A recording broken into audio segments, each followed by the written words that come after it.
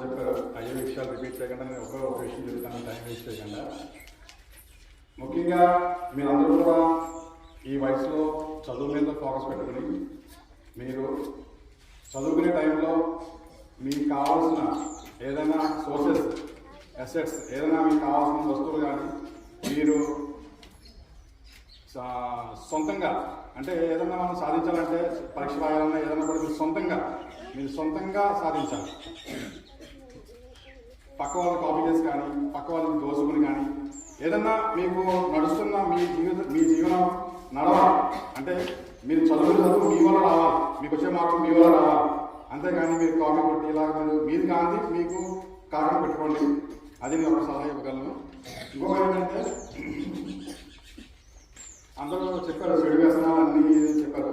ముఖ్యంగా మనం ఏం చేసినా కూడా మీ వ్యక్తిగత అభివృద్ధి, మీరు చేసే పని వల్ల మీ పర్సనాలిటీ డెవలప్మెంట్, మీ యొక్క క్యారెక్టర్ డెవలప్మెంట్, పర్సనల్ డెవలప్మెంట్, ఈ స్కూల్ డెవలప్మెంట్, ఈ సమాజం డెవలప్మెంట్, మీ పేరెంట్స్ డెవలప్మెంట్, మీ ఫ్యామిలీ డెవలప్మెంట్ అంతా చూసుకుని ఎక్కడా కూడా ఎలాంటి అవకతవకలు, అవినీతి లేకుండా ఈ దేశాన్ని అందరూ కూడా రక్షించి ముందు ఎలాగ నాయకులు కాపాడారో అలాగే రక్షించాలని మీరు కూడా రేపటి పౌరులు కాబట్టి మీరందరూ కూడా అదే పద్ధతిలో అదే దారిలో సార్ చెప్పినట్టు వెళ్ళాలని ప్రయాణించాలని కోరుకుంటూ సెలవు తీసుకున్నాం. Thank you Srinivas. Thank you.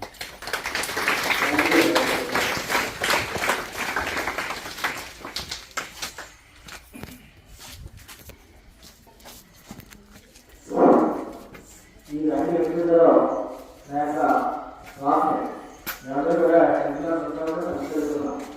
అయితే ఈయన ఎంతో కష్టపడి ఇక్కడ పాలిటెక్నిక్ చేసి సొంతంగా పేరెంట్స్ దగ్గర డబ్బులు లేకపోతే తనే కష్టపడి హైదరాబాద్లో అలా కష్టపడుతూ తన డబ్బులు తనే సంపాదించి తన డబ్బులు తనతోనే ఫీజులు కట్టుకుని ఈ రోజున బెహ్రెన్ వెళ్ళి అక్కడ గవర్నమెంట్ మీడియాలో వర్క్ చేస్తూ నెలకి 2,50,000 రూపాయల పైన సంపాదించుకుంటున్నాడు.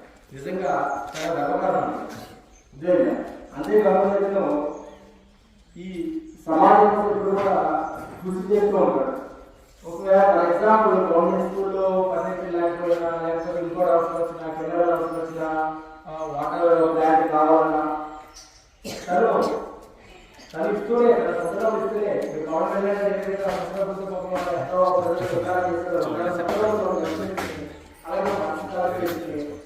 ఏమేమి కావాలి, మౌలిక సదుపాయాలు ఏమేమి కావాలి అనే వాటిని చేస్తూ ఆ విధంగా తన డబ్బులు వెళ్తూనే కలెక్ట్ చేసి మనకు కావాల్సిన సదుపాయాన్ని కూడా సమర్పించడంలో మంచి ఉన్నత స్థానానికి చేరుతున్నాడు.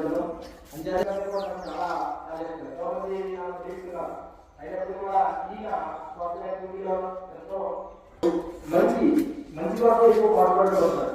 చెడు ఏ విధంగా నిర్వహించాలి, మంచిది ఏ విధంగా మనం అభివృద్ధి ముందుకు తీసుకెళ్లాలనే ఆలోచన ఎక్కువగా ఉంటుంది. ఎన్నో విషయాల్లో కూడా ఖర్చు పెట్టుకుని అన్ని మన ఊరికి కావాల్సినవన్నీ కూడా చేస్తూ ఉంటారు.